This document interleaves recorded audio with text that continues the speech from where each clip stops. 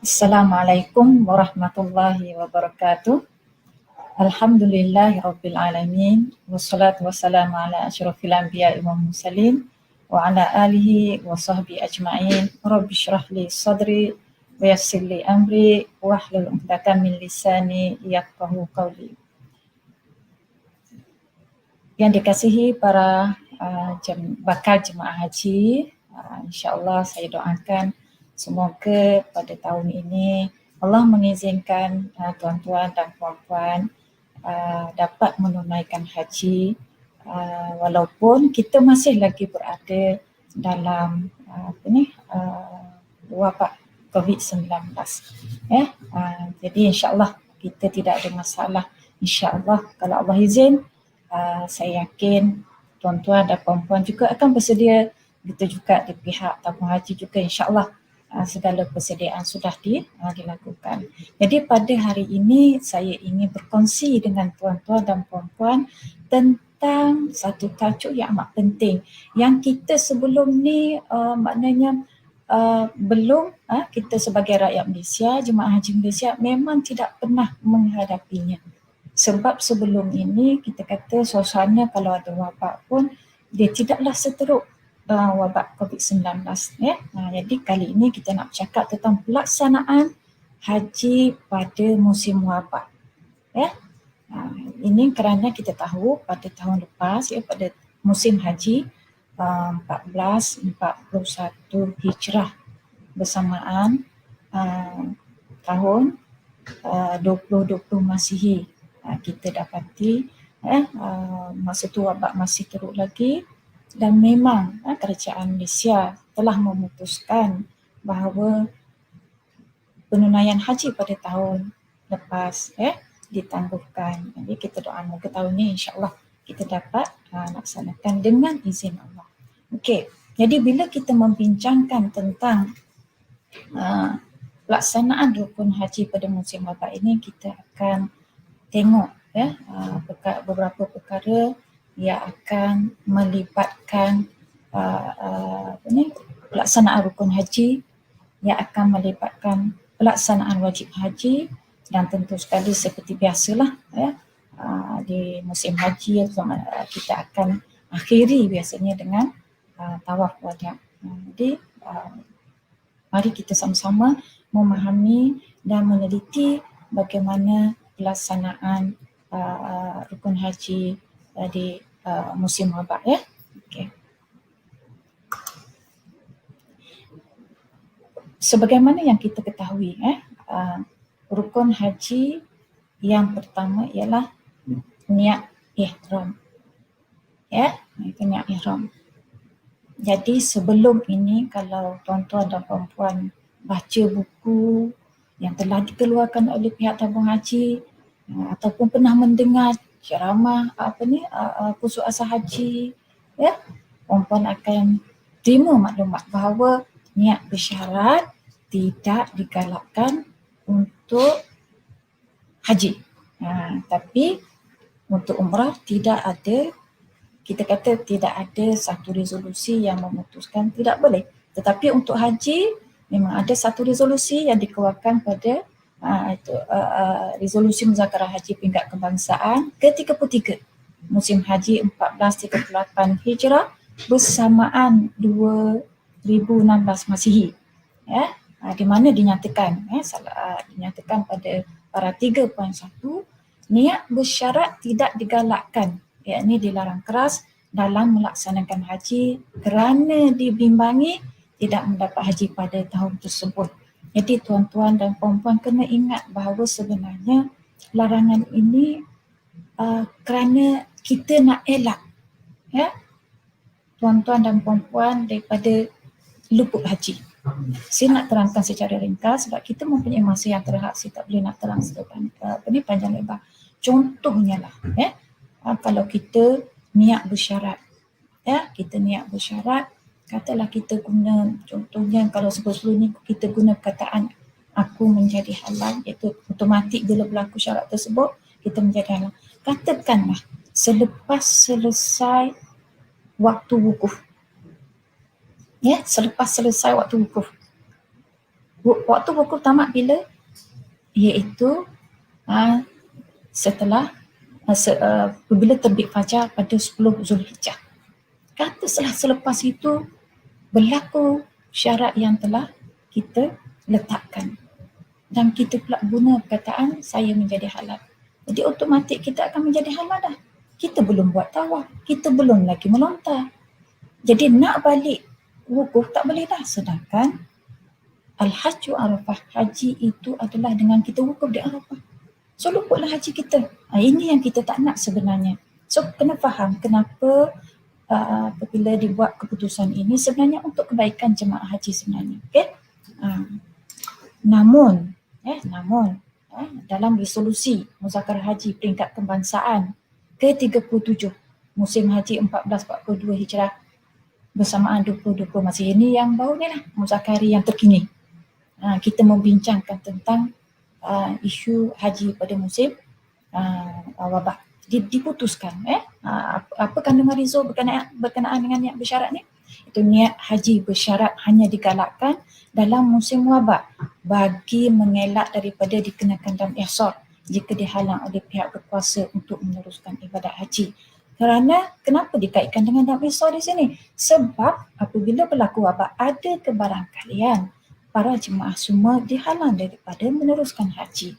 Jadi kalau kita tidak niat bersyarat, kalau kita tidak niat bersyarat, macam mana kita nak bertahallul untuk keluar daripada larangan ihram? Itu dengan cara kita membayar dam ihsar. Jadi untuk kes wabak sahaja, sebab itu disebut niat haji bersyarat hanya digalakkan. Selain daripada musim wabak tidak digalakkan. Tidak digalakkan sebab nak menjaga daripada luput haji tadi. So, tapi dalam situasi wabak sekarang ni, kita putuskan boleh digalakkan niat bersyarat supaya jemaah haji tidak dikenakan bayar dam ihsar. Bila berlaku niat bila buat niat bersyarat bermakna berlaku halangan tersebut, kita akan bebas dengan sebab syarat tersebut. Saya akan tunjukkan contoh. Ini contoh contoh lafaz niat haji bersyarat. Harap tuan-tuan perhati betul-betul, terutama perkataan yang saya hitamkan sahaja aku mengerjakan haji dan berihramlah aku dengannya kerana Allah Ta'ala. Sekiranya aku dijangkiti COVID-19 atau dihalang oleh pihak berkuasa, maka aku akan bertahallul. Kataan di sini kita biasanya tuan-tuan dan puan-puan sekalian, sebelum ni kita ajar pengkhusus haji tanah air, ajar Ustaz Asatizah Pekta ajar aku menjadi halal. Kita guna kataan aku menjadi halal. Tapi untuk musim wabak ini kita guna perkataan maka aku akan bertahallul. Sebab apa? Sebab kita tak nak tuan-tuan dan puan-puan akan menjadi halal secara automatik. Sebab tu kita gunakan perkataan aku akan bertahallul. Sebab apa? Dengan menggunakan lafaz ini tuan-tuan hanya akan menjadi halal. Hanya akan menjadi halal setelah tuan-puan bergunting atau bercukur dengan niat bertahallul. Selagi mana perbuatan bergunting tersebut tidak dilakukan, tuan-tuan dan puan-puan tak dikira bertahallul. Mana tuan-tuan masih lagi dalam ihram. Jadi apabila berlaku situasi di mana kalau berlaku halangan selepas wukuf misalnya, jadi di situ kita taklah menjadi halal secara automatik. Kita tak menjadi halal secara automatik dan kita masih boleh membuat pertimbangan. Dalam hal ini tuan-tuan dan puan-puan sekalian perlu merujuk kepada pihak tabung haji. Kita kena betul-betul ikut arahan pihak tabung haji dari masa ke semasa supaya ada penyelarasan dari sudut masa mana kita nak melakukan bergunting dengan niat bertahallul ni. Supaya selaras, kita tidak bertindak secara sendirian. Kena ingat dalam bab niat ihram haji secara bersyarat Okey, jadi kena ingat kenapa kita galakkan. Pertama, kemungkinan ada halangan, jadi untuk elak daripada kena bayar dam ihsar, kita galakkan niat bersyarat. Dan perkataan yang perlu kita ingat bahawa kita akan guna maka aku akan bertahlul, bukannya maka aku menjadi halal. Ya, elakkan guna perkataan aku menjadi halal sebab kita tak nak secara automatik kita menjadi halal. Kalau guna perkataan ini kita ada boleh merujuk dulu asatizah yang bertugas, ustazah, ustaz, boleh tak ya sekarang ni kita kena bertahlul ke tidak. Sebab bila guna perkataan ini seperti saya sebut, tuan-tuan dan puan-puan kena ingat, hanya setelah bergunting dengan tahlul baru bertukar menjadi halal. Okey, itu yang pertama, rukun yang pertama. Rukun yang kedua, wukuf di Arafah. Bagaimana sekiranya berlaku kita dihalang daripada melaksanakan wukuf di Arafah. Tuan-tuan dan puan-puan sekalian, kenapa ustazah sebut tentang dihalang? Sebab isu yang berbangkit daripada kita kata bila kita bercakap tentang melaksanakan haji di musim wabak, ada kebarangkalian jemaah haji dihalang daripada meneruskan ibadat haji, sama ada di peringkat wukuf ataupun selepasnya dan sebagainya yang akan saya terangkan nanti. Jadi perbincangan, penerangan tentang pelaksanaan haji pada musim wabak ini ada kaitan rapat dengan bab ihsar. Bab kalau kita terhalang, ingat tak peristiwa tahun lepas, satu kumpulan jemaah haji Uroda yang terhalang. Dia dah terbang, dah sampai Jeddah tapi tak boleh meneruskan hajinya. Itu dalam bab ihsar lah tu. Dia terhalang daripada meneruskan hajinya. Okey, cuma dalam kes yang kita nak cerita sekarang ni terhalang kerana isu wabak. Ya, isu wabak maknanya na'udzubillah, kita doakan benda tu tak berlaku, tapi kalau Allah takdirkan bila kita tunaikan haji pada tahun ni tiba-tiba wabak tu merebak dan pihak berkuasa menyekat jemaah haji daripada meneruskan haji. Macam mana? Okey, kita tengok. Kalau berlaku halangan tersebut sebelum wukuf, maknanya dia dihalang daripada melakukan wukuf tapi tak dihalang daripada tawaf dan sa'i. Itu satu senario. Yang kedua, tidak dihalang daripada wukuf tetapi dihalang daripada tawaf dan sa'i. Dia boleh wukuf tapi selepas wukuf dihalang daripada tawaf dan sa'i. Dan yang ketiga, yang paling kita kata senario yang paling teruk, iaitu wukuf tak boleh buat, tawaf tak boleh buat, sa'i tak boleh buat. Nampak? Maknanya kita dah makna tak buat haji lah kan. Okey, kita tak buat haji. Okey, jadi kena faham ya, kalau jemaah haji tadi dia buat niat bersyarat, tidak timbul isu kita kata dan ihsar ya, tidak timbul. Tapi kali ini kes yang kita nak bincang sekarang ini ialah sekiranya jemaah haji tidak niat bersyarat dan dia dihalang daripada wukuf di Arafah. Apa benda yang dia kena buat? Dia dihalang daripada wukuf tetapi tidak dihalang daripada tawaf dan sa'i. Ini kita tengok ni dulu. Tak boleh wukuf, dihalang daripada wukuf tapi tidak dihalang daripada tawaf dan sa'i. Macam mana ustazah?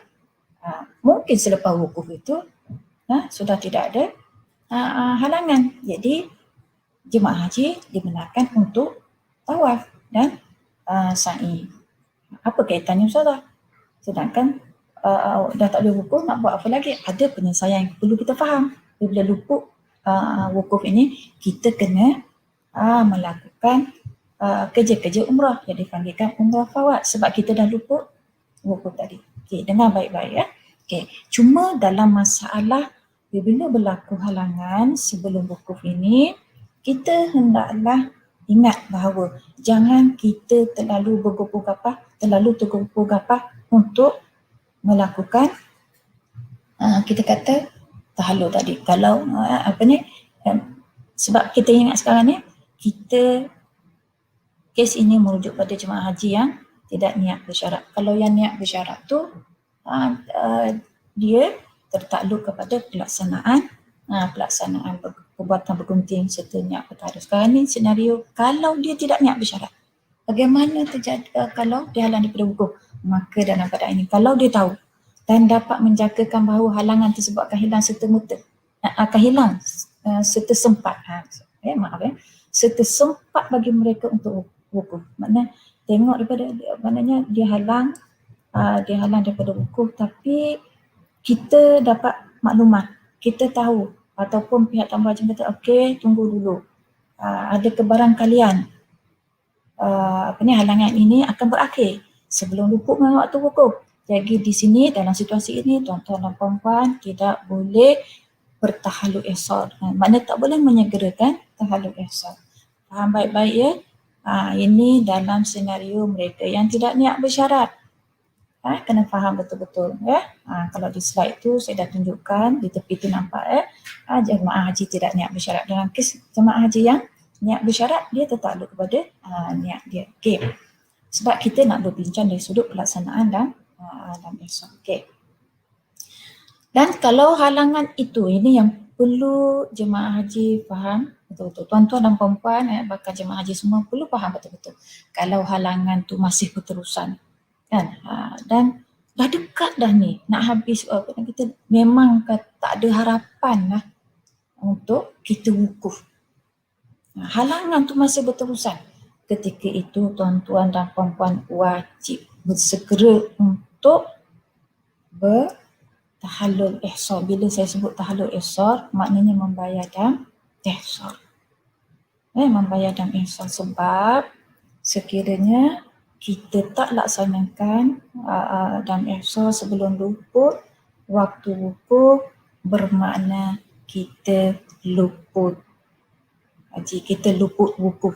Kita kena ingat salah satu kalau kita luput wukuf, dia ada kita kata tata cara prosedur yang perlu kita selesaikan.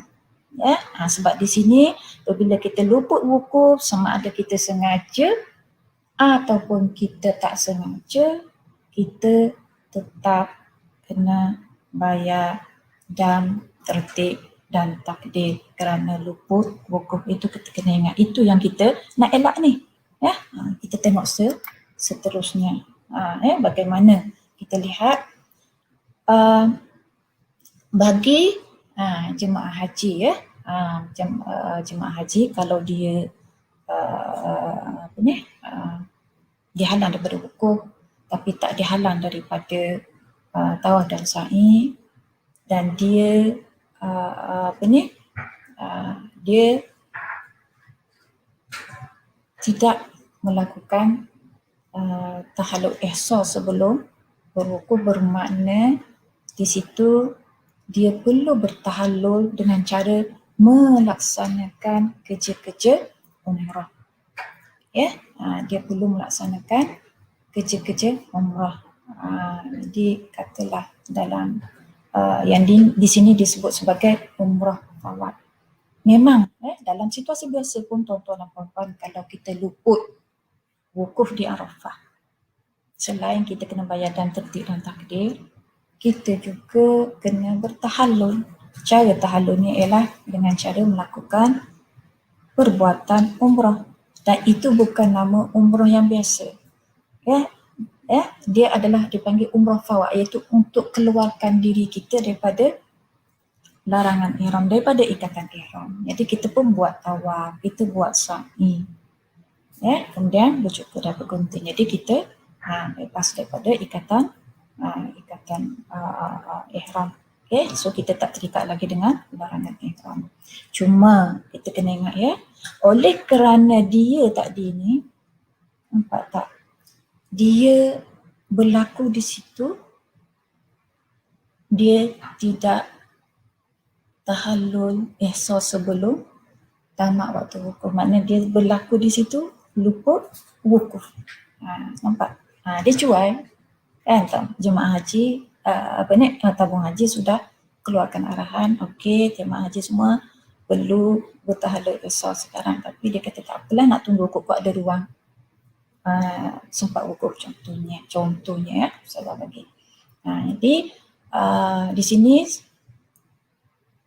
dia selain daripada dia wajib qada, ini berat bagi mereka yang luput haji ni, luput wukuf ni, dalam situasi menangguhkan tahallul ihsar, dalam situasi menangguhkan tahallul ihsar sehingga melepasi, sehingga tamat wukuf, maka dia wajib qada haji tersebut, sama ada haji itu haji wajib ataupun haji sunat pada tahun berikutnya. Nampak tak?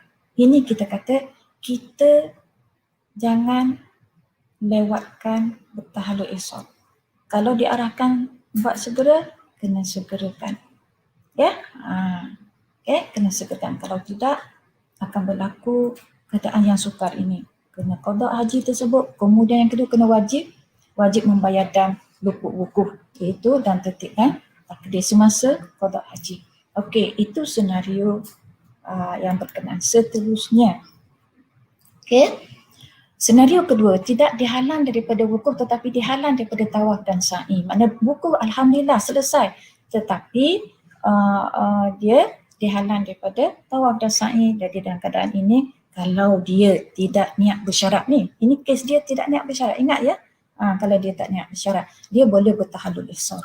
Ya, dia boleh bertahalul ihsan. Sebab apa tahalul ihsan ni? Untuk keluarkan dia daripada ikatan ihram. Kalau dia niat bersyarat, tak apalah. Kalau dia niat bersyarat dan berlaku halangan selepas wukuf, mana dia dihalang daripada tawaf dan sa'i, dan dia bolehlah berkunting dan ataupun bercukur dengan niat bertahalul, selesailah. Itu bagi orang yang niat bersyarat. Tapi bagi orang yang tak niat bersyarat ni, mana tahu kan kok ada yang tak nak niat bersyarat ataupun dia terlupa misalnya. Kadang-kadang boleh, macam-macam boleh berlaku. Jadi kita kena faham senario kita di mana. Jadi kalau dia tidak berada dalam golongan yang tidak niat bersyarat, jadi bila berlaku halangan, dihalang daripada tawaf dan sa'i, dia boleh bertahalul ihsan. Cuma di sini pun dia perlu jangan bersegeralah, kok-koklah di kalau masa panjang lagi misalnya kan, masa panjang lagi, jadi boleh ada ruang untuk tunaikan tawaf dan sa'i. Okey, senario ketiga. Ini yang Ustazah kata tadi, yang tiga-tiga dihalang, wukuf, tawaf dan sa'i dihalang. Jadi yang ni kita kata tak boleh buat wukuf, tak boleh, tawaf pun tak boleh, sa'i pun tak boleh buat. Ya, jadi wajib qada haji tersebut, itu sama ada sunat atau sebagainya, dan dia diwajibkan membayar dua dam. Ini Ustazah kena ingat ya, Ustazah nak cerita dalam situasi yang di mana masa dia dihalang daripada wukuf, start daripada wukuf lagi, lepas tu dia dia balik ataupun dia cuai ataupun dia sengaja tak nak bertahalul ihsan sebab dia tak niat bersyarat ya. Sekarang ni sebab dia tidak niat bersyarat, jadi dia pun tak bertahalul ihsan sehingga luput wukuf, dan ditakdirkan juga tawaf dan sa'i juga dihalang. Nampak tak? Tawaf dan sa'i juga dihalang. Jadi dia tadi kerana luput, kita kata dah luput wukuf, dan dia juga melengahkan, orang yang melengahkan tahalul ihsan, tahalul ihsan sebelum luput wukuf, hukuman dia berat. Itu kita kena ingat. Sebab tu kena faham betul-betul. Jadi wajib qada haji tersebut sama ada haji wajib atau sunat pada tahun berikutnya. Tetapi kalau berlaku senario yang ketiga ini, selain daripada dia kena bayar dam luput wukuf, dia juga kena bayar dam ihsan. Sebab macam mana dia nak keluar daripada ihram haji? Kan? Sebab dia masih lagi dalam ihram. Jadi nak tak nak, untuk keluar daripada ihram haji tersebut, dia kena bayar dam ihsan. Kenapa pula Ustazah? Sebab dia tak niat bersyarat. Kalau dia niat bersyarat, isu dia berbeza. Okey, kita seterusnya isu yang ni Ustazah terang secara ringkas. Ustazah nak cerita di sini dari sudut kalaulah ya, senario di sini ialah dari sudut kalau dia bertahalul ihsan. Sekarang ni isu dia tadi isu lain, dia tak bertahalul ihsan. Sekarang ni kita pergi dia bertahalul ihsan. Ini isu lain pula. Dia dah buat tahalul ihsan sama ada sebelum wukuf ataupun selepas wukuf. Mana dia, yang penting dia sudah berwukuf. Keyword di sini dia sempat berwukuf. Okey? Dia telah yang selepas, maknanya untuk yang selepas wukuf, mana dia dah berwukuf tetapi dia nak tahalul ihsan lepas tu, ataupun dia sudah bertahalul ihsan sebelum luput wukuf. Itu kena ingat. Okay? Senario dia kita nampak ringan kan? Kita akan berhati. Jadi kalau bagi mereka yang melakukan tahalul ihsan sebelum wukuf, ataupun melakukan tahlul isal selepas wukuf. Ya, selepas wukuf. Tetapi sempat wukuf tu kena ingat, kena faham betul-betul ya. Okay, jadi bagi mereka ini, adakah dia wajib qada? Tidak, berbeza dengan senario sebelum ni. Dia wajib qada, yang ni tak wajib qada, baik sunat, haji sunat ataupun haji wajib. Cuma dari sudut adakah dia wajib tunaikan haji tu? Adakah dipanggil kewajipan haji tu masih ada dalam tanggungan dia? Di sini dijelaskan bahawa kita tengok, Ustazah bagi senario mudah nak faham. Kita tengok sama ada kewajipan itu sudah mustaqil ataupun belum. Nak faham mustaqil mudah je. Saya bagi contoh ya, Ustazah bagi contoh. Katalah tahun ini tuan-tuan dan puan-puan diizinkan oleh Allah SWT untuk menunaikan haji. Diizinkan untuk menunaikan haji. Tiba-tiba dah sampai sana, Allah takdirkan wabak tu merebak. Na'udzubillah, tapi Ustazah nak cerita senario, bukan doa ya. Nak cerita senario, nak bagi faham ni. Okay, tuan-tuan, ini merupakan kali pertama dapat surat tawaran haji daripada tabung haji. Bukan yang dapat tahun 2019 ke ataupun tahun sebelumnya, tapi kita sengaja tangguhkan. Tapi kita tak pernah. Ini kali pertama tuan-tuan dan puan-puan mendapat surat tawaran haji. Ini kali pertama nak pergi buat haji. Sebelum-sebelum ni tak ada pun, tak ada dapat surat tawaran. Tak pernah. Tuan-tuan tak pernah menangguhkan penunaian haji. Tak pernah. Okay? Jadi tiba-tiba berlaku halangan. Bila berlaku halangan, bila berlaku senario yang saya sebut sekarang ini, bermakna tuan-puan dikira kewajipan itu tidak mustaqil. Kenapa tidak mustaqil? Sebab tuan-puan baru pertama kali ini tahu pada tahun ini adalah kali pertama tuan menunaikan haji. Bila kata tak mustaqil, bermakna kewajipan haji itu dah gugur. Kenapa pula gugur, Ustazah? Kan tadi Ustazah bagi senario, sampai sana kita tak dapat tunaikan haji dan memang kita tunaikan dam ihsan sebelum wukuf. Maknanya kita tak dapat haji lah tahun tu. Tapi adakah kita kewajipan haji tu kita nak kena tunaikan balik ke tidak? Gugur ke tidak daripada kita? Bagi senario yang tidak mustaqil ni, yang pertama kali pergi haji dia, maknanya gugur kewajipan dia dan kewajipan itu timbul balik. Akan ada balik sekiranya syarat istata'ah akan ada kembali. Maksudnya tuan-tuan dan puan-puan, untuk tahun ini tuan-tuan, mana duit yang dikeluarkan tu memang duit untuk kos haji, untuk haji tahun ni. Katalah bila pergi tu luput, kita kata tak dapat tunaikan haji, memang duit tak ada dah. Untuk tahun depan kalau ni pun memang tak ada duit dah. Memang dalam tabung haji tak ada, dalam akaun pun tak ada. Bermakna istita'ah kewangan tak ada kan. Jadi kewajipan haji tu tak ada, gugur daripada tanggungjawab tuan-tuan dan puan-puan. Ditunggu sampai tuan-tuan dapat kumpul duit balik dan dapat tawaran balik. Mana kalau pihak tabung haji bagi tawaran tapi tuan-tuan tak ada kemampuan kewangan, tak wajib juga. Okey. Senario yang kedua, yang golongan yang kedua itu yang sudah mustaqil. Yang masuk mustaqil ini ialah kewajipan hajinya walaupun terhalang tadi, dia tetap kekal. Dia tetap kekal. Maksudnya contohnya pada 2019 dia ditawarkan untuk tunaikan haji tapi dia tolak, dia tangguhkan. Jadi orang yang macam ni dipanggil kewajipan haji itu sudah mustaqil, sudah tetap. Sudah kita kata kalau Ustazah nak sebut sudah tetap, maksud dah kekal dalam zimah dia. Dah kekal. Jadi walaupun dia terhalang dengan haji, kewajipan tu tetap ada. Kewajipan tu tetap ada. Maknanya tahun depan maknanya dia dikira wajib tunaikan haji juga. Maknanya kewajipan tu tak gugur daripada dia. Berbeza dengan yang pertama yang tidak mustaqil tadi, maknanya selagi mana tak cukup syarat istita'ah, dia tidak wajib. Mana dah gugur kewajipan dia. Okey, seterusnya Ustazah kena lajukan dam ihsan. Tuan-tuan dan puan-puan boleh dilakukan di mana tempat kita terhalang. Sebab kalau dihalang di tanah haram, kita tunaikan dam ihsan di tanah haram. Kalau di tanah halal kita tunaikan di tanah halal.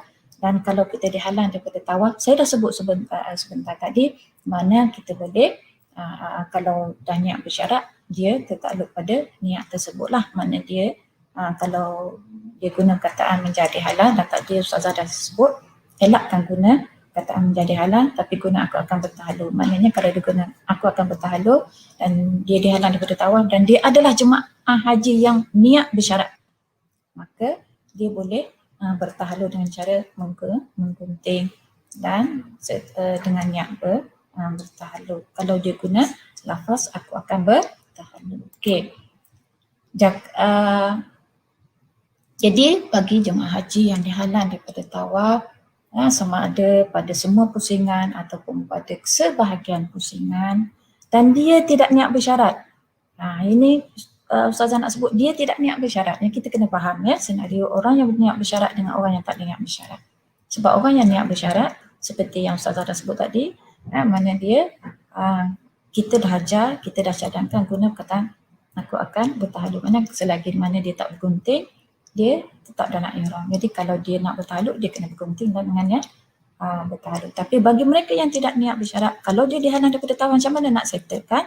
Dia boleh bertahalul ihsar, iaitu membayar dan ihsar yang termasuk dalam kategori dan tertib dan ta'til. Ustazah tak sempat nak terangkan, boleh rujuk pada buku ya, apa dia dan tertib dan ta'til, apa benda yang nak ditunaikan ya. Dia ada susunan dia tu, sembelih kambing dan sebagainya ada, sampai akhir boleh rujuk buku Seterusnya kalau dihalang dengan sa'i begitu juga ya, boleh bertahalul ihsar kalau dihalang daripada mengerjakan sa'i, sama ada sepenuhnya atau sebahagiannya boleh bertahalul ihsar. Bagi mereka yang tak niat bersyarat, tu kena ingat, kalau mereka yang dah niat bersyarat tak apalah, macam mana cara dia nak bertahalul dengan dia dengan cara dia melaksanakan syarat tadilah.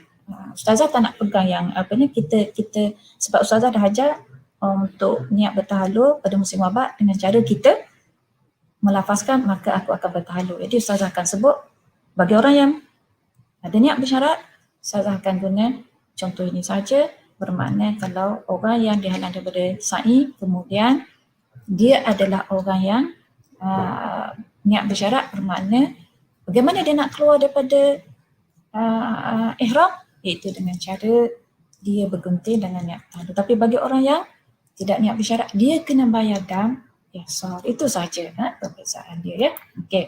Dan seterusnya bergunting dan bercukur. Bergunting dan bercukur. Gunting dan bercukur juga ini adalah rukun haji. Kita masih lagi dalam rukun haji ya. Masih lagi dalam rukun haji. Ya. Di sini dinyatakan bahawa tengok senario ni, faham betul-betul ya. Sekiranya jemaah haji dibawa ke Makkah untuk melaksanakan tawaf selepas bermalam di Muzdalifah. Selepas diwukuf, selepas bermalam di Muzdalifah, dibawa ke Makkah untuk tunaikan tawaf dan sa'i. Okey, ada jemaah dibawa ke Mina, tapi ini Ustazah nak bagi senario, dia terus dibawa ke Makkah untuk tunaikan tawaf dan sa'i. Tiba-tiba bila sampai kat Makkah, pihak berkuasa menghalang kerana ada wabak. Ditakdirkan berlaku wabak, ada jangkitan. Jadi pihak berkuasa menghalang jemaah haji daripada melakukan tawaf dan sa'i. Tak boleh buatlah. Bila tak buat, kita ni masih dalam ihram kan? Kita masih dalam ihram kan? Jadi macam mana nak buat? Sekiranya ini kita andaikan, kita kena tuan-tuan dan puan-puan kena faham, jangan sebaik sahaja dihalang tu terus je nak bertahalul ihsar, ataupun kalau yang niat bersyarat terus sahaja nak bergunting dengan niat tahalul. Jangan cepat sangat nak bertahalul. Ingat tu, jangan terburu-buru untuk niat bertahalul. Sebab tu kita untuk bertahalul. Sebab tu kita ajar dari sudut niat bersyarat pun, makna kita ada ruang untuk buat pilihan sama ada nak bertahalul ataupun tidak. Sebab tu kita ajar guna lafaz aku akan bertahalul. Kita tak ajar aku menjadi halal. Supaya kita ada buffer, ada masa untuk buat keputusan dengan merujuk pihak tabung haji, dengan merujuk pihak para petugas haji. Perlu tak nak laksanakan niat bersyarat? Perlu tak nak kita dah niat bersyarat, perlu tak kita nak bergunting dengan ataupun bercukur dengan niat bertahallul. Ataupun bagi mereka yang tidak niat bersyarat, perlu tak dia melakukan tahallul ihram? Perlu tak melakukan membayar dam ihram sekarang ni? Jadi sebab tu tuan-tuan dan puan-puan kena ingat, walaupun dihalang nanti, perlu ikut arahan tabung haji dari masa ke semasa. Kerana ini perkara baru, perkara yang pernah ada pengalaman, memang tuan-tuan dan puan-puan kena betul-betul ikut arahan tabung haji dan juga para petugas dari masa ke semasa, dan jangan sekali-kali membuat tindakan sendiri, ya, sebab kita tak ada pengalaman sebelum ni. Jadi bila kita tak ada pengalaman, rujuklah pada mereka yang kita kata pihak berkuasa ketika itu, iaitu pihak tabung haji. Okey. Jadi kalau berlaku situasi begini, dihalang daripada tawaf, sedangkan kita tahu bahawa salah satu kalau kita melakukan dua daripada tiga perkara,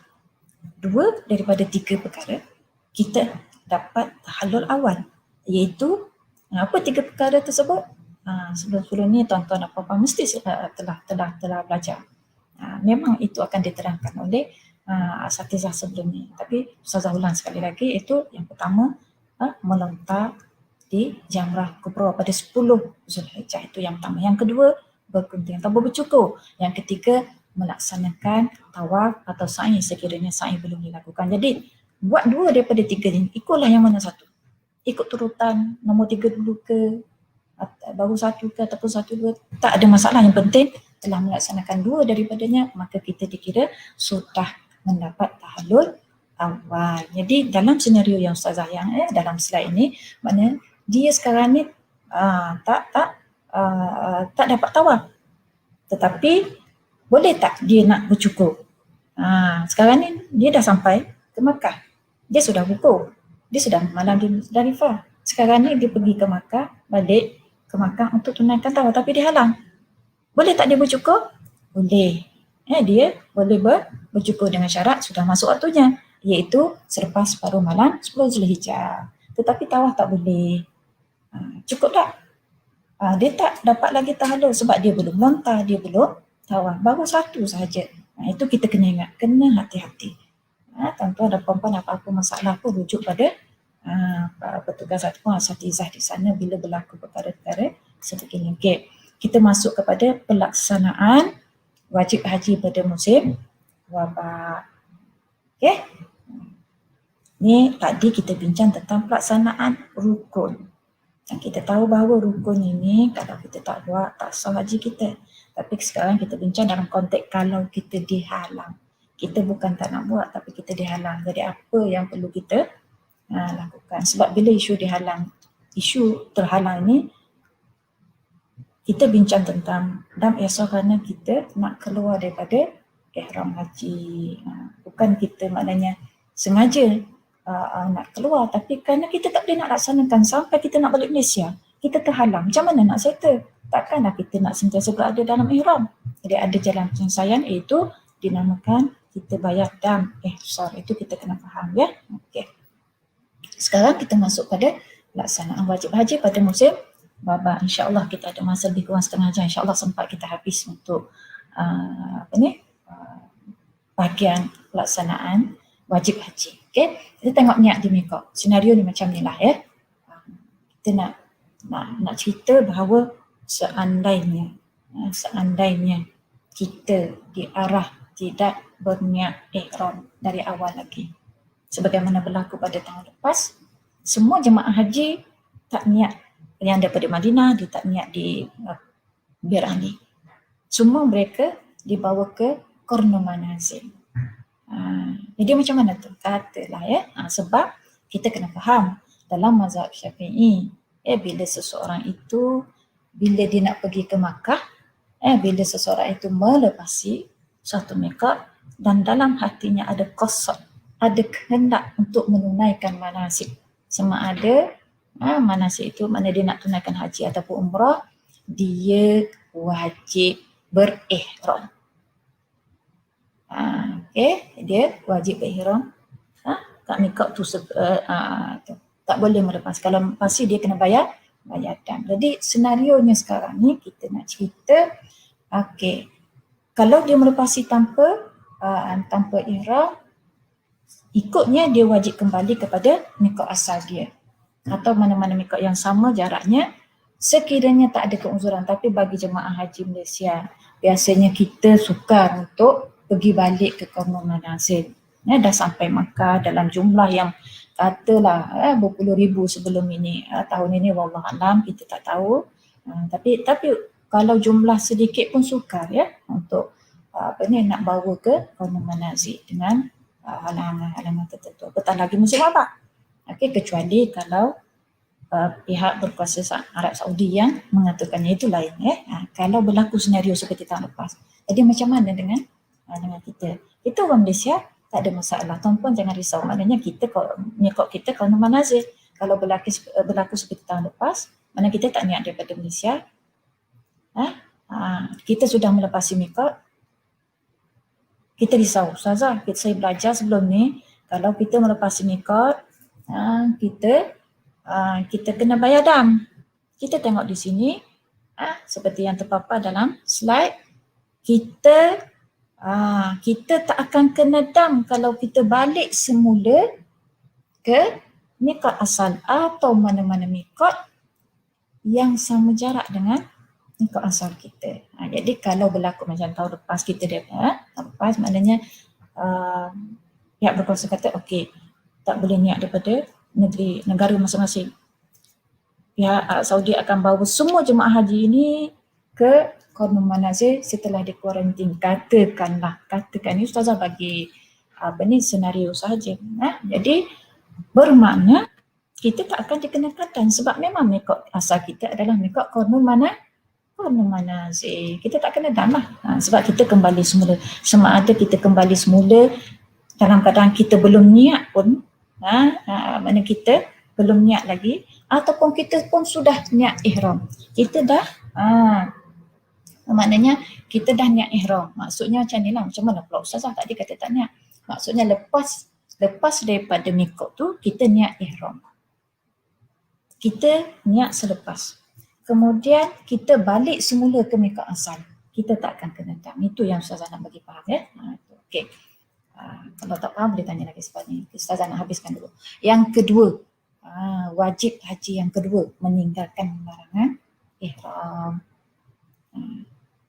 Tuan-tuan dan puan-puan, kena jangan keliru dengan slide Ustazah tadi. Ustazah berakhir rukun haji tadi nombor 5 kan. Rukun yang ke-6 apa dia ada tu, ingat rukun haji ada 6. Walaupun slide Ustazah takat 5 sebab dia sudut tertib pada kebanyakan haji tu tak terkesan dengan wabak. Jadi tak ada perkara yang nak dibincangkan. Itu jangan pula kenapa Ustazah ni tulis rukun haji 5 saja. Okey, sekarang kita masuk balik pada wajib haji yang kedua. Wajib haji yang kedua itu meninggalkan larangan ihram. Tadi kita kata tuan-tuan dan puan-puan telah mendengar penerangan tentang apa itu larangan ihram. Ada 13 semuanya. Cuma dalam bab kita kata musim wabak ini ada beberapa perkara yang berbangkit yang melibatkan larangan ihram. Itu yang pertama, apa hukum wanita memakai pelitup muka, iaitu mask. Okey. Kita tahu sebelum ini, kita dah baca sebelum ini, kalau memakai pelitup muka tetap dikenakan dam. Dan kita tahu bahawa dalam mazhab Syafi'i, kalau ada keperluan, contohnya orang perempuan, dia nak tutup muka dia kerana nak elak fitnah, ataupun dia nak tutup muka kerana menjaga kesihatan sebab dia ada asma, dia tak tahan dengan habuk, jadi dia boleh diharuskan menutup muka. Larangan menutup muka tu ingat ya, hanya pada perempuan sahaja. Ini dalam mazhab Syafi'i. Ingat apa, dalam khusus asas haji kita berasaskan kepada penerangan yang diberi adalah berasaskan pada mazhab Syafi'i.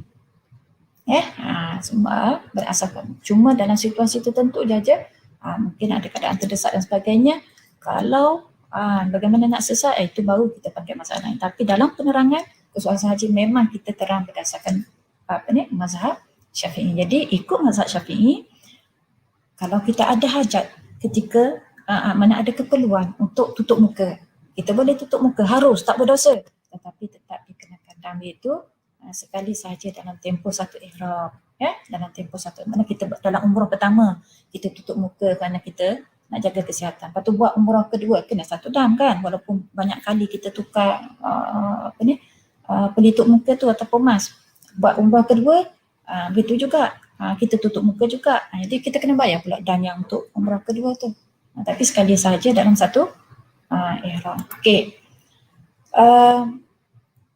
Jadi dalam apa dam yang dikenakan, iaitu dam takhir dan takdir. Ustazah tak akan terang lah apa dia dam takhir, kita tak ada masa, kita tak ada kesempatan masa. Cuma yang penting Ustazah nak cerita di sini ialah dalam situasi wabak ni. Dalam situasi wabak ni kena dam juga ke Ustazah? Semua orang,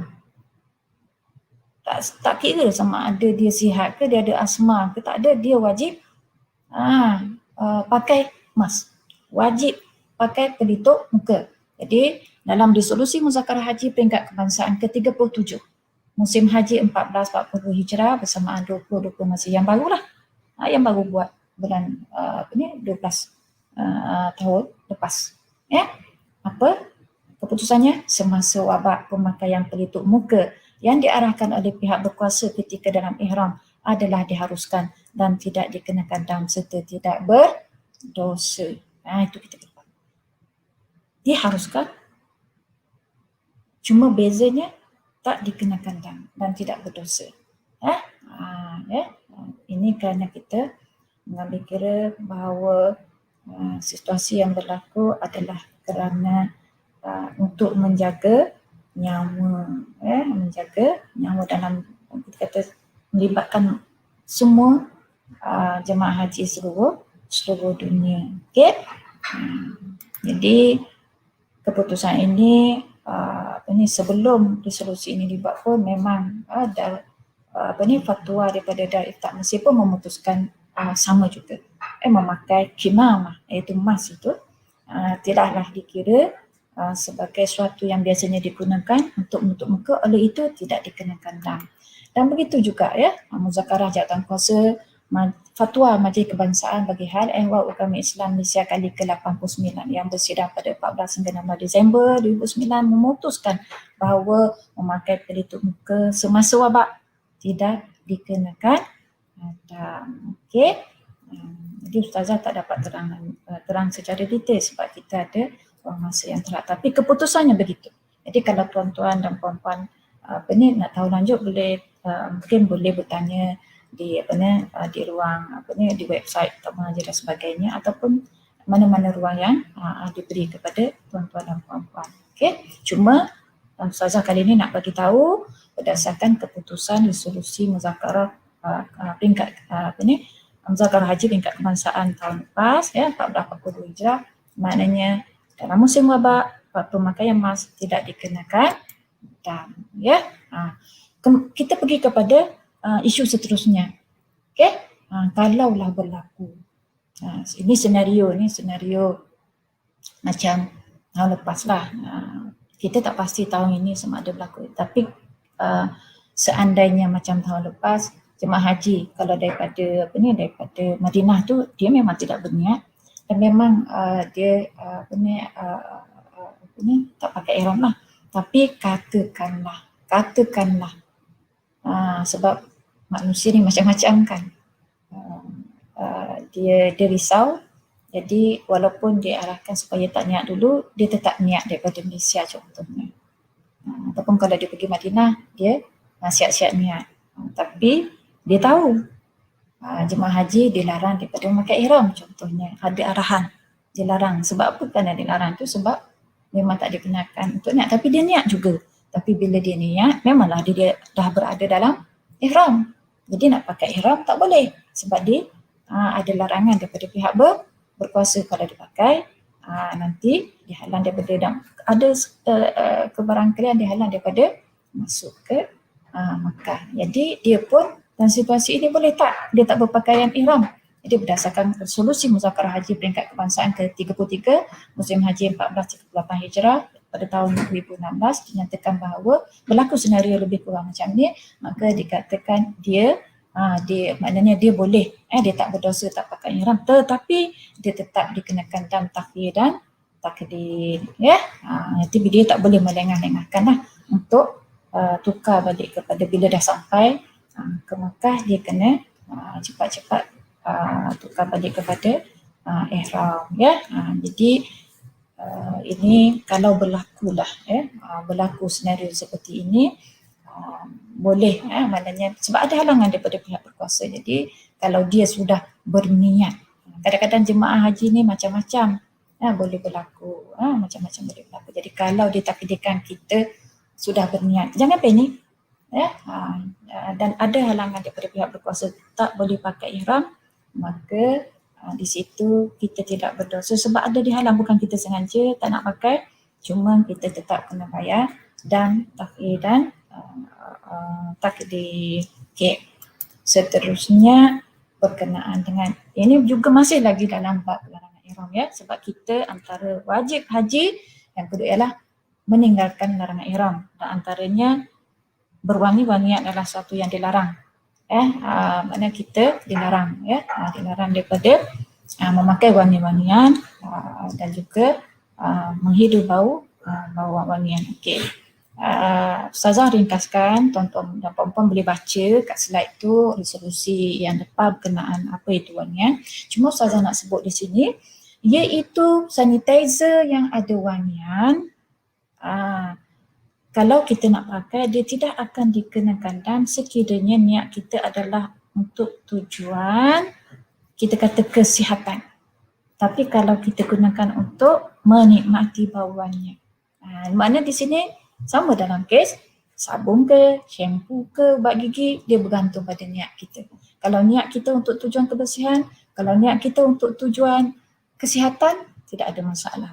Tapi kalau kita niat untuk berwangi-wangian, maknanya kita kena bayar dam. Okey, seterusnya memakai pelindung muka. Sekarang ni kita nampak kan, kalau kita tengok kat TV, para kata mereka yang kita tengok dia pakai yang face shield tu, yang luksina tu, untuk kita kata untuk sebagai pelindung kedua. Dah pakai mask, pakai lagi pelindung muka, pelitup muka, pelindung muka, face shield. Kena dam ke tidak? Di sini biasanya Ustazah tengok face shield yang diguna tu dia tak melekat ke muka.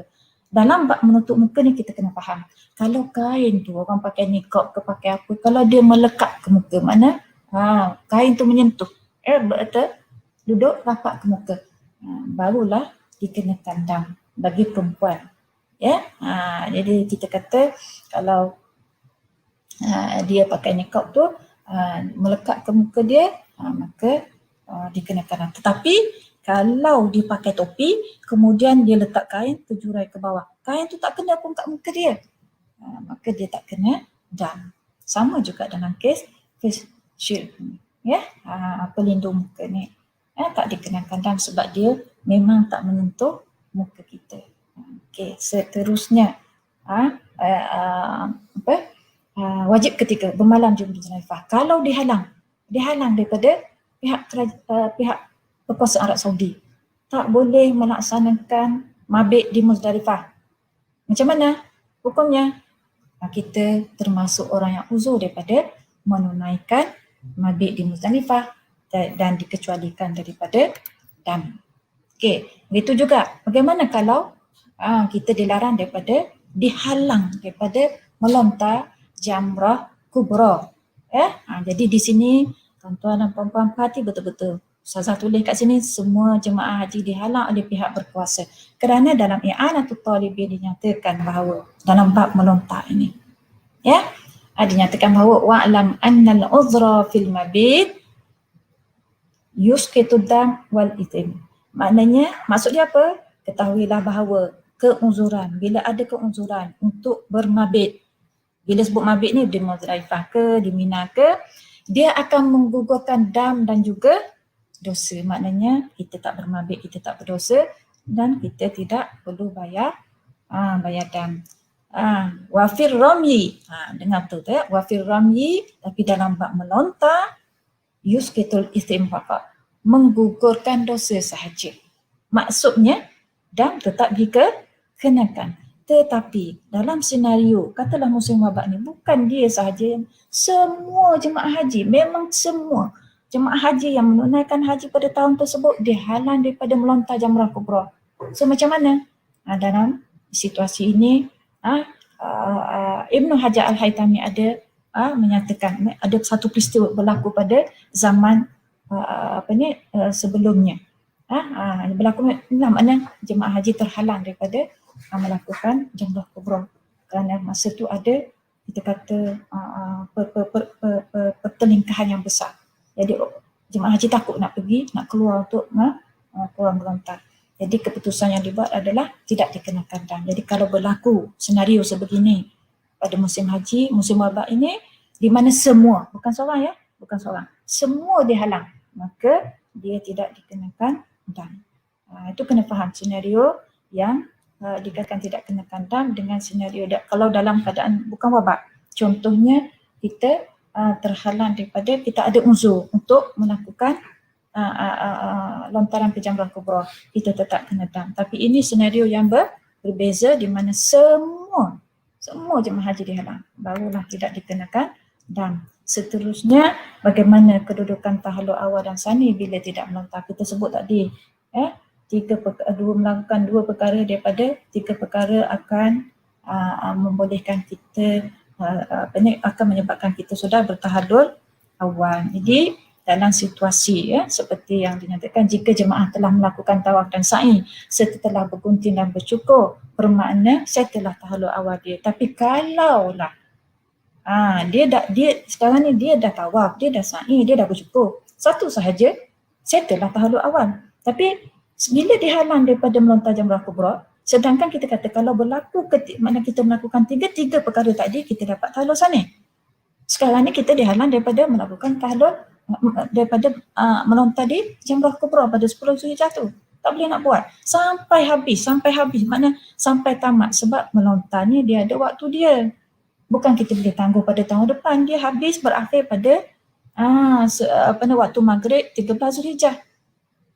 Habis masuk je maghrib 13 Zulhijjah, tamat dah. Tak boleh dah nak melontar. Tapi kalau ada ruang lagi pada 10 Zulhijjah dihalang, tapi ada lagi ruang kan, 11 Zulhijjah, 12 Zulhijjah, 13 Zulhijjah. Sebab tu Ustazah kata tadi, jangan terburu-buru nak bertahallul. Kalau berlaku sekatan, kalau ada masa lagi, jangan terburu-buru. Tapi sekarang ni isu dia terhalang daripada melontar jamrah kubra dah. Macam mana nak buat?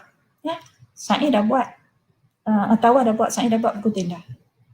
Bila kita terhalang daripada melontar di jamrah kubra sampailah habis waktu, sampai balik Malaysia, maknanya sampai 13 hari bulan tu, sampai waktu maghrib 13 bulan, memang tak ada ruang, bermakna kita otomatik sudah bertahallul sani. So jangan risau ya.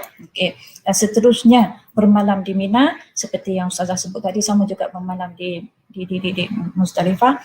Kalau ada keunzuran dan dihalang daripada pihak berkuasa, ini merupakan salah satu keunzuran yang boleh dikecualikan daripada bermalam, dan dia tak wajib membayar dam di situ.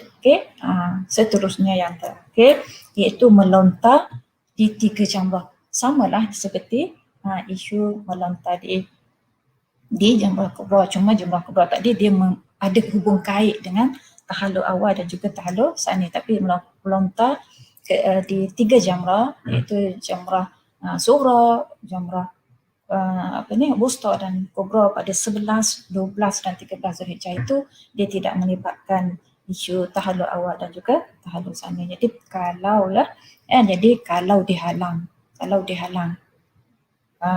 dihalang daripada melontar, perlu tak kita bayar dam ihsar? Tak perlu tak perlu bayar dam ihsar di sini. Tetapi maksudnya kita tak wajiblah membuat lontaran tersebut dan tidak dikenakan dam sebagaimana yang telah dijelaskan dalam isu melontar jamrah kubra. Sebab termasuk orang yang unsur. Okey. Okey.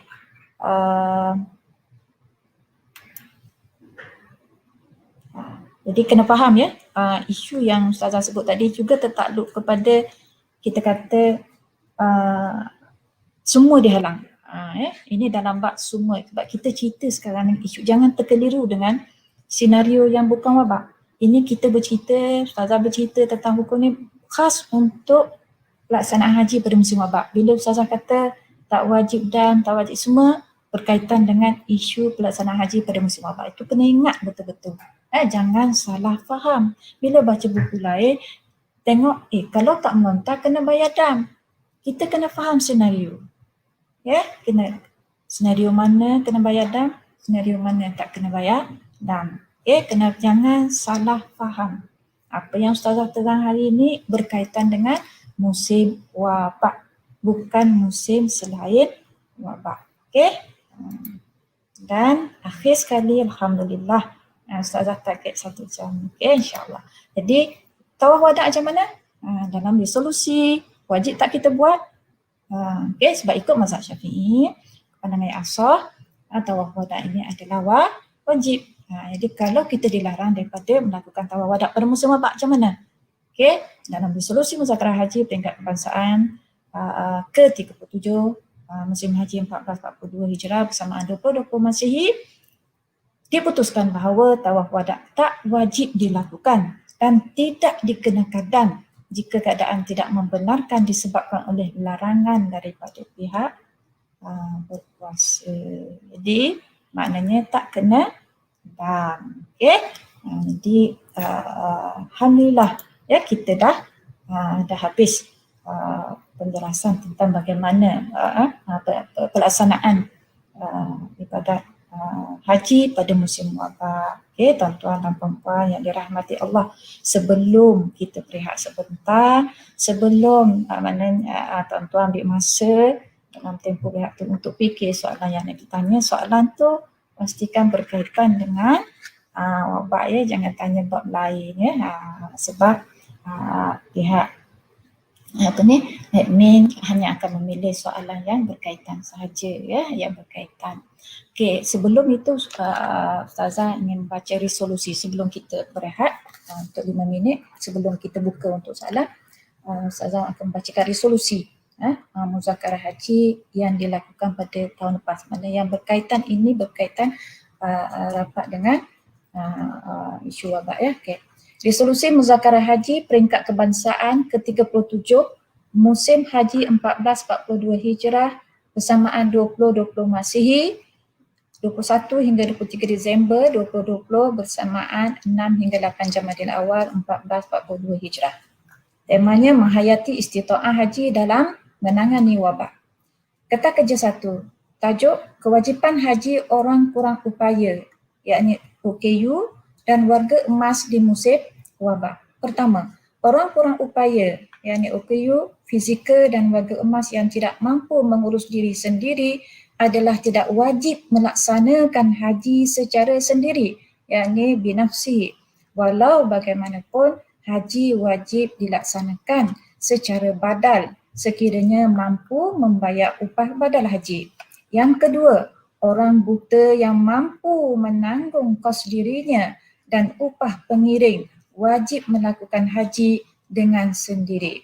Yang ketiga, dalam musim wabak, pihak berkuasa yakni ulil amri boleh menangguhkan sementara warga emas, OKU dan pesakit yang berisiko tinggi daripada menunaikan fardu haji.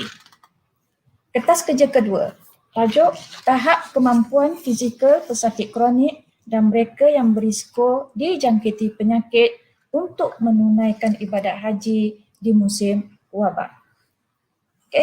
Yang keempat, resolusi keempat, orang yang mengalami obesiti yang tidak boleh menguruskan dirinya tidak wajib melaksanakan haji secara sendiri, yakni binafsihi, sebaliknya dibadal haji jika berkemampuan membayar upah badal haji. Yang kelima, mereka yang berisiko tinggi dijangkiti penyakit dan berdepan dengan risiko kematian tidak wajib melaksanakan haji dalam masa wabak. Yang keenam, pada masa wabak, had umur jemaah haji tertakluk kepada ketetapan ulil amri, yakni Kerajaan Malaysia dan Kerajaan Arab Saudi. Yang ketujuh, tahap penyakit kronik yang menghalang kemampuan fizikal, yakni istita'ah kesihatan dalam kewajipan haji akan ditentukan oleh pakar perubatan. Kertas kerja 3, tajuk kemampuan kewangan untuk menunaikan ibadat haji di musim wabak. Resolusi ke-8, perbelanjaan sebenar mengerjakan haji adalah tanggungjawab bakal jemaah haji sepenuhnya, sama ada pada musim wabak atau tidak. Yang ke-9, bakal jemaah haji tidak wajib menerima sumbangan kos mengerjakan haji dari pihak tertentu untuk menunaikan haji. Walau bagaimanapun, tidak salah jika mereka menerima bantuan tersebut. Ke-10, bayaran perubatan berkaitan kesihatan seperti kuarantin, suntikan vaksin wabak dan lain-lain adalah juga termasuk dalam istita'ah kewangan yang perlu ditanggung oleh bakal jemaah haji. Yang ke-11, kos perbelanjaan mencukupi kepada orang yang di bawah tanggungan yang ditinggalkan semasa mengerjakan ibadah haji adalah merupakan syarat istita'ah kewangan. Kertas kerja ke-4, tajuknya istita'ah amniyah dan kebenaran menunaikan haji di musim wabak.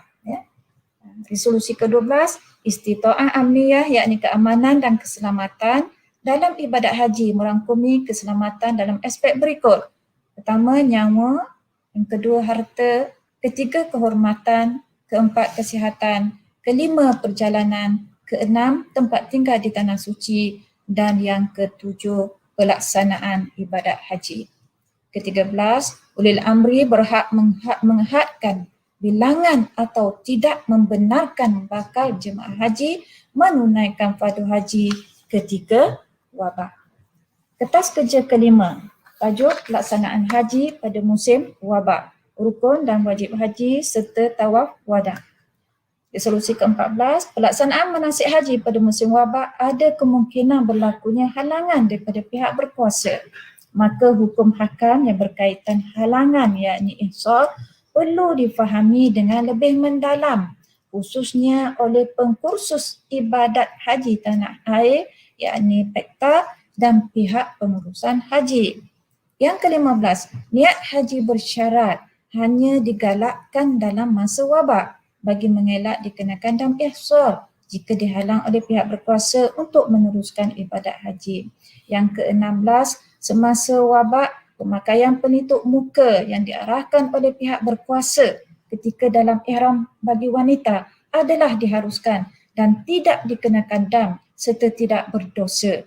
Lelaki dibolehkan untuk menutup muka kerana perbuatan tersebut tidak termasuk dalam perkara larangan dalam ihram bagi lelaki. Dan resolusi yang terakhir iaitu yang ke-17, tawaf wada tidak wajib dilakukan dan tidak dikenakan dam jika keadaan tidak membenarkan disebabkan oleh larangan daripada pihak berkuasa. Jadi bakal haji boleh lihat resolusi Muzakkar Haji peringkat kebangsaan ini di laman web Tabung Haji. Assalamualaikum. Alhamdulillah kita kembali semula pada sesi soal jawab insya-Allah.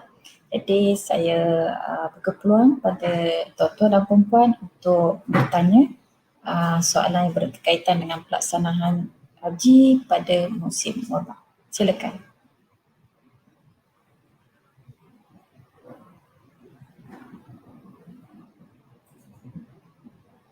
Okey, Alhamdulillah kita dah ada satu soalan ni daripada Puan Nur Hanisah Mokhtar. Salam Ustazah, salam, mohon pencerahan dalam situasi wabak, jenis haji ifrad dan lain mana yang lebih sesuai dipilih.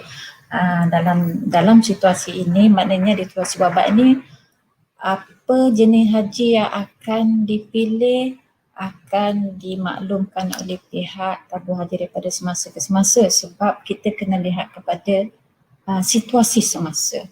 Jadi dalam soal ini perlu merujuk kepada pihak kampung haji nantilah. InsyaAllah akan diberi maklumat dari masa ke semasa. Bila tuan-tuan dan puan-puan nak bertolak akan diberi taklimat. Jadi masa tu akan dimaklumkan jenis haji yang mana yang lebih sesuai. Jadi Ustazah tak boleh nak kata sekarang ni adakah haji ifrad ke lebih sesuai, adakah haji qiran ke lebih sesuai ataupun haji tamattu'. Ia bergantung kepada keadaan semasa. Okey. Okay, daripada Y ni lelaki ke perempuan, Ustazah tak tahu ya, tak apa. Salam. Bagaimana jika yang telah niat tamattu' di miqat tetapi tidak dapat sempurnakan umrah, yang ni tak dapat tawaf kerana karantin?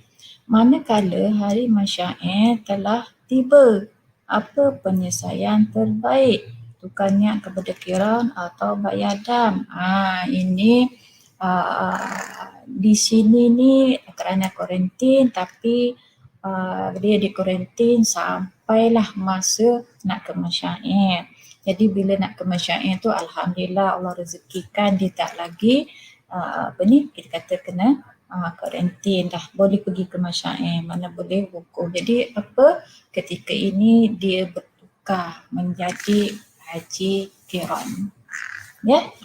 Tak perlu niat pun, dia automatik menjadi haji qiran apabila dia niat haji biasanya pada kebiasaannya bertolak pada 8 Zulhijjah pada kebiasaannya, ikut arahan daripada semasa ke semasa. Jadi bila kita niat haji dan kita belum melakukan tawaf lagi, bermakna automatik.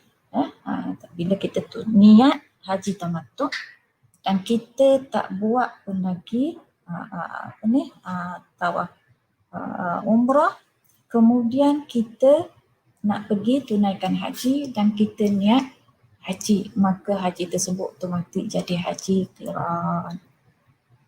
Okey.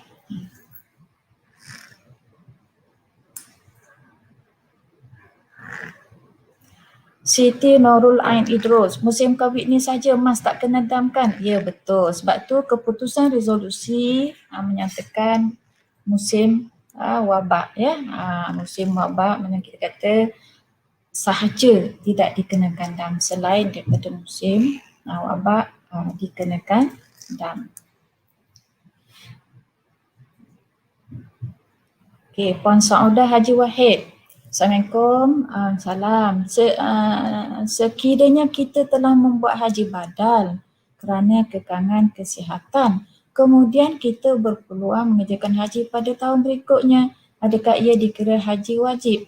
Ya, apabila seseorang tersebut dia menunaikan haji badal, masa tu memang dia dapat pengesahan daripada pihak kesihatan, contohnya memang nak kata tak ada harapan sembuh, memang dapat pengakuan daripada pakar kata memang tak ada harapan sembuh, tapi Allah takdirkan, Allah takdirkan dia sihat, dia sihat kembali, lepas tu dapat tawaran haji, maka yang buat badal dulu tidak diterima pakai, dia kena dia wajib tunaikan haji berkenaan dengan sendiri.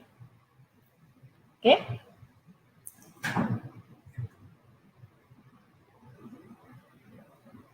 Kita tunggu soalan seterusnya. Okey, Puan Anita, ramai bakal jemaah haji wanita tanya. Okey, Puan Anita, bagaimanakah niat haji bersyarat untuk jemaah haji kategori haji yang pernah menunaikan haji sebelum ini? Ustazah nak faham soalan ni, bagaimanakah niat haji bersyarat untuk jemaah haji kategori haji yang pernah menunaikan haji sebelum ini?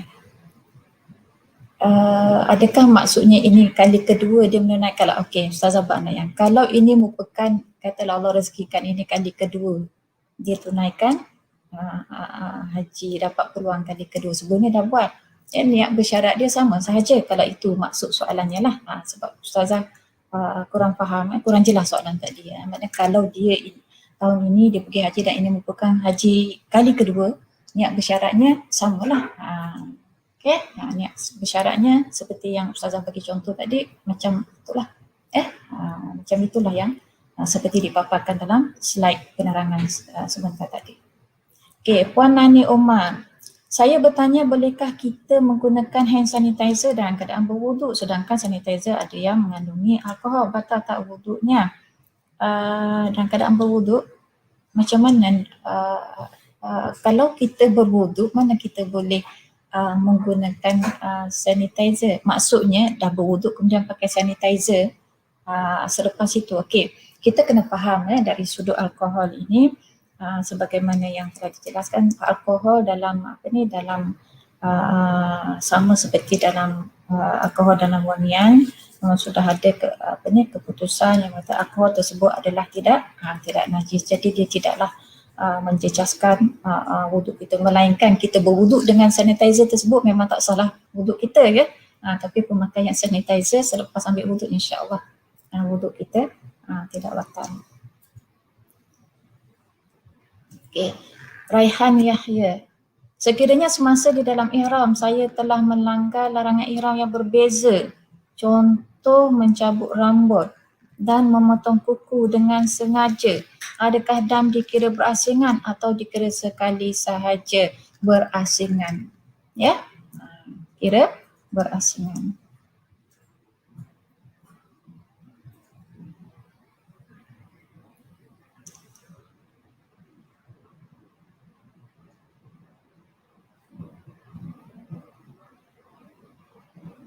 Soalan seterusnya, kita tunggu ya.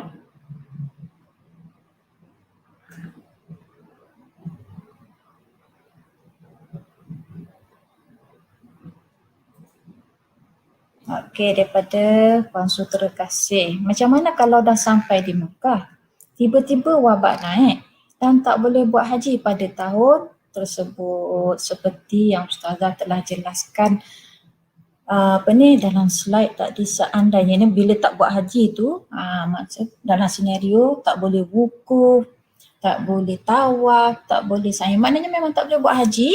Jadi dalam situasi ini bermakna kita kalau kita dah niat bersyarat seperti yang telah diajarkan tadi, kita perlu untuk keluar daripada ihram haji, kita perlu bergunting atau bercukur dengan niat bertahalul. Tapi kalau kita tak buat niat bersyarat, bermakna kita kena bayar dan ihsar. Cuma ya, di situasi seperti Ustazah sebut tadi, kalau masih ingat yang Ustazah sebut kataan kewajipan yang sudah mustaqil dengan tidak mustaqil.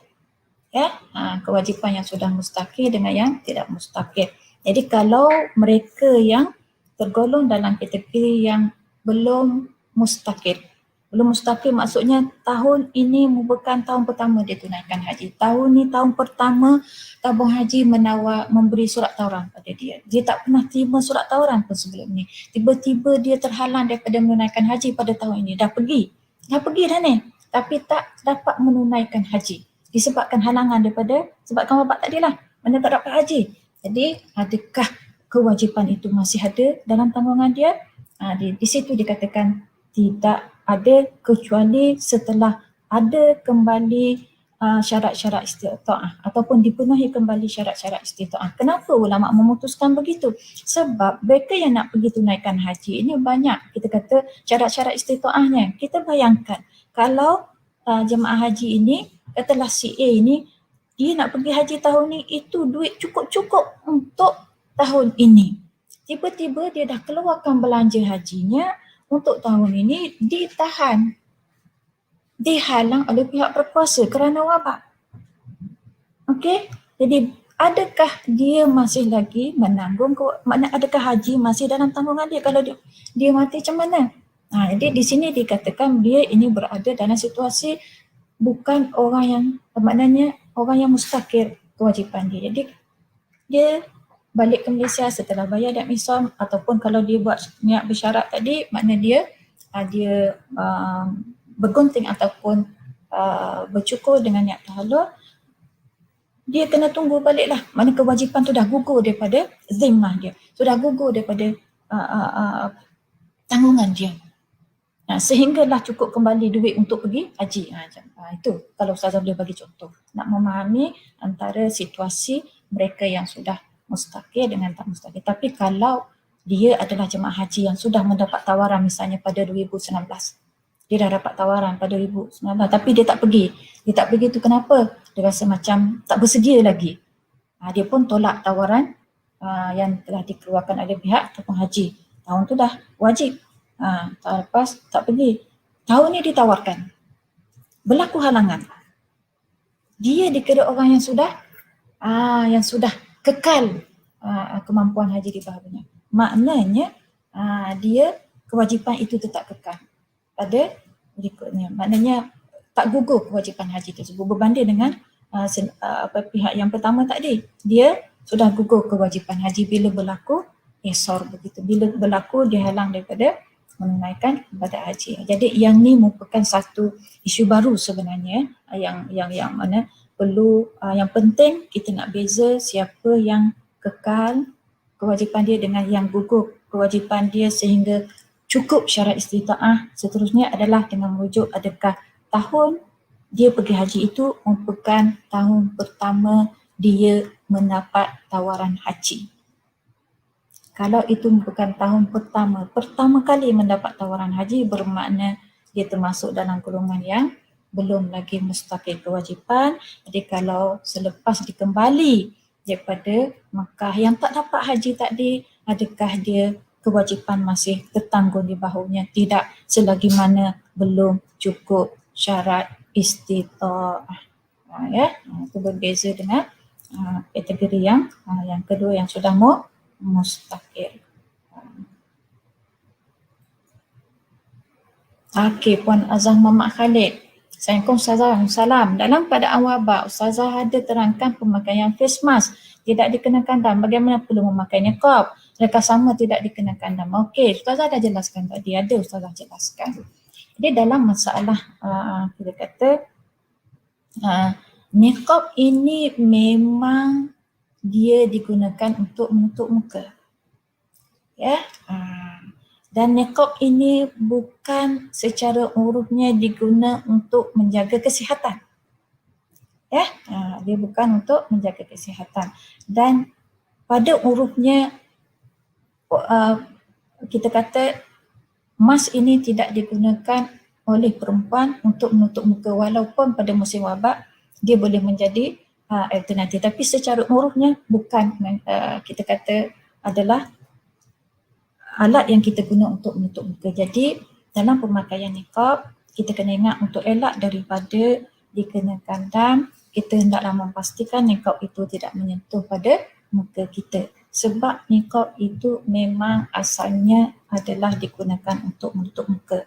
Untuk elak daripada dikenakan dam, mesti pastikan dia tidak mana kita kata pakai awning lah, letak awning dan kain itu terjurai ke bawah tanpa menyentuh muka kita, insya-Allah tidak dikenakan dam. Kalau dia melekat ke muka, memang niqab itu, pemakaian niqab akan dikenakan dam. Nurul Huda Abu Bakar. Assalamualaikum salam. Kalau kita dibenarkan tawaf tapi masa tu datang haid dan waktu diberikan masa yang terhad dan kita akan mana nak balik dan balik. Okey, dalam isu ini katalah ni dalam situasi kita tak sempat menunaikan tawaf dan dah nak balik. Jadi dalam situasi ini banyak pilihan yang diberi, sama ada minta tangguh penerbangan balik. Kalau itu memang tak ada ruang, sama ada pihak tabung haji tidak memberi laluan kerana mungkin ada memang tak boleh nak bagi, tak ada ruang untuk bagi. Kalau tidak ada ruang bermakna boleh memakai pandangan yang kita kata sama ada nak pakai mazhab Syafi'i. Kalau pakai mazhab Syafi'i kita bayar dam ihsar. Itu selepas kita keluar daripada sekadar 2 marhalah bagi perempuan yang haid tadi. Jadi sebab dia tak tunaikan, tak sempurnakan tawaf bermakna dia masih dalam ihram. Jadi nak keluar daripada ihram macam mana? Dia tak boleh tunaikan sebab dia bukan ditahan dalam konteks yang kita kata ada pihak berkuasa, dia sebab dia tak boleh tunaikan tawaf kerana dia berhaid.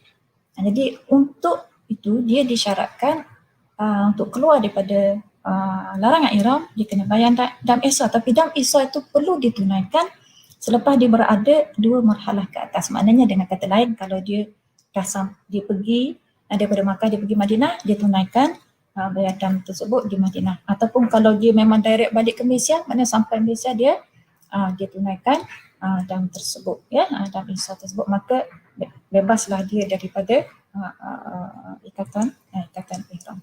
Ataupun itu yang pertama, kalau dia tetap nak pakai mazhab Syafi'i, itu. Tapi kalau dia ingin nak memakai pandangan mazhab Hanafi, sebab kita ada option yang banyak, iaitu di mana perempuan yang berhaid mengikut mazhab Syafi'i tetap boleh menunaikan tawaf, tetapi dia perlu membayar dam seekor unta, ya, dam seekor unta. Lebih kurang kalau Ustazah bagi Rafli lebih kurang dalam 5,000 lah, lebih kurang, ya, lebih kurang 5,000 ya, ataupun mungkin kadang-kadang boleh dapat dalam 4,000 ya. Tengok pada harga semasa seekor unta, bayar itulah. Jadi insyaAllah itu cara penyelesaian dia terpulang pada jemaah haji, sama ada nak ikut mazhab Syafi'i ataupun mazhab Hanafi. Kalau dia pilih Syafi'i, bermakna dia kena datang balik pada bila-bila masa untuk sempurnakan tawaf dan sa'i sekiranya sa'i belum ditunaikan. Tapi kalau dia memilih pandangan mazhab Hanafi yang membolehkan, dan ini pun pandangan yang akan kita beri kepada pihak jemaah haji, tetapi jemaah haji boleh membuat pilihan sendiri. Kita tidak memaksa, tidak memaksa. Jadi kalau memilih pandangan Hanafi, bermakna haji dia selesailah tahun itu, ataupun umrah dia selesailah pada tahun yang berkenaan. Puan Masika Abdul Wahab, Assalamualaikum. Sekiranya selepas melaksanakan wukuf jemaah haji jatuh sakit, macam manakah kedudukan ibadat hajinya? Adakah boleh diupah untuk melaksanakan ibadat lain seperti tawaf dan lain-lain? Yang boleh kita upah ni melontar, ya. Kalau bermabit itu kita kata kalau dia ada keuzuran, dan kalau bermabit itu boleh membahayakan kesihatan dia termasuk antara orang yang diuzurkan daripada bermabit. Yang ni perlu dirujuk kepada doktor lah. Doktor yang akan putuskan sama ada sakit yang dihadapi itu termasuk dalam kategori yang uzur yang dibenarkan untuk tidak bermabit. Tetapi kalau tawaf, memang kita tak boleh wakil pada orang lain. Tuan diri kena buat juga, sama ada diletakkan dalam kursi roda kalau dia mampu duduk atas kursi roda, ataupun diusung. Dia maknanya dalam masalah tawaf dan juga sa'i, memang kita tak boleh wakil orang. Melontar boleh wakil pada orang lain, ya. Melontar pada jamrah kubra pada 10 bulan dan melontar ketika jamrah pada 11, 12 dan 13 Zulhijjah, itu boleh wakilkan setelah mendapat kelulusan daripada itulah, biasanya kena minta daripada doktor lah.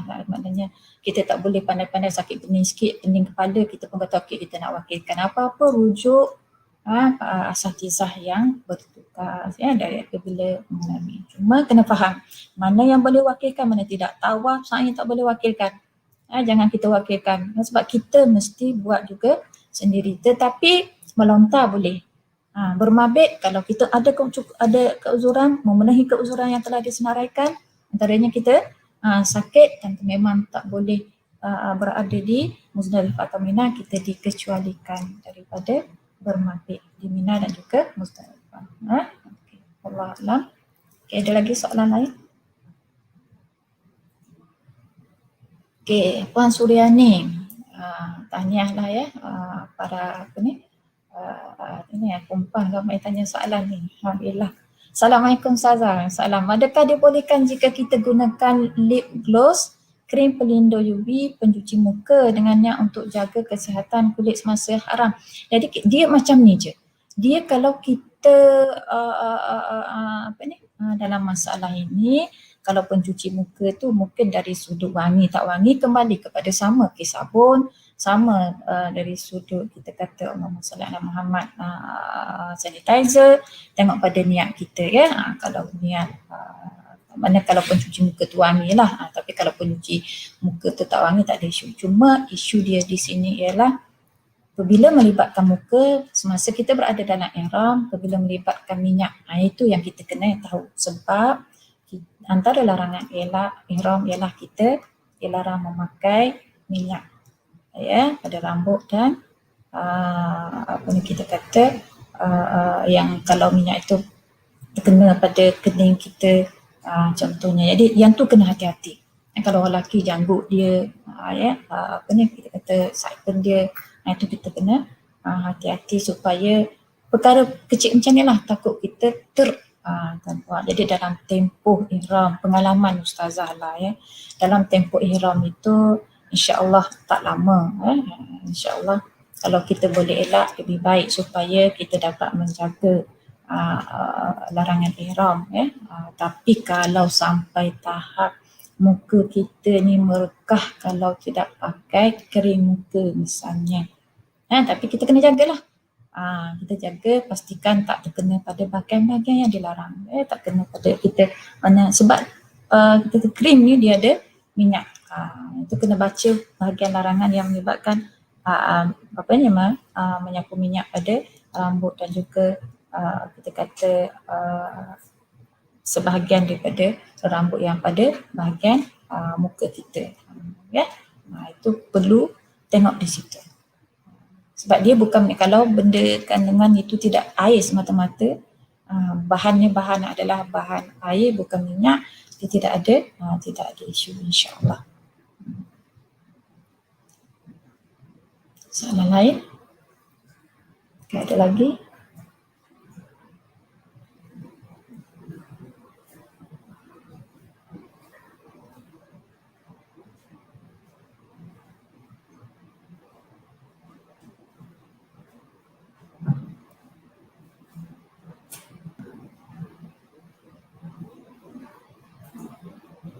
Okey, alhamdulillah ni soalan pertama daripada pendengar bakal jemaah haji lelaki Mikail Imran.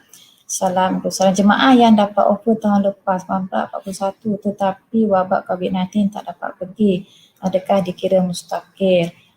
Yang ni sebab dia kita kata di satu kes yang berbeza. Di sini dia bukan menolak tetapi dia terhalang. Dia kira tahun ini adalah tahun yang pertama sebab tahun lepas itu dikira tahun yang kita kata semua dihalang, bukan dia sahaja yang terhalang. Yang kita kata termasuk dalam ghair mustaqir ini ialah yang mustaqir ialah yang dia dah memang boleh pergi, tidak ada halangan pun tapi dia yang tak nak pergi. Tapi kes tahun lepas dia bukan tak nak pergi, tetapi ada halangan baik daripada pihak berkuasa Malaysia ataupun pihak berkuasa Arab Saudi. Jadi dia tidak dikira sebagai mustaqil. Sebab tahun ini baru dikira tahun pertama dia dapat pergi haji kalau dapat pergi haji tahun ni lah. Kalau tahun ni tak dapat lagi tahun depan. Itu kena faham senario tersebut. Okey, saya tak reti nak baca ni. Tak apalah, saya baca soalan saja, nama saya tak pasti. Alhamdulillah, terima kasih Ustaz atas tunjuk ajar ilmu yang diberikan. Terima kasih TA dan semua yang terlibat. Assalamualaikum. Okey.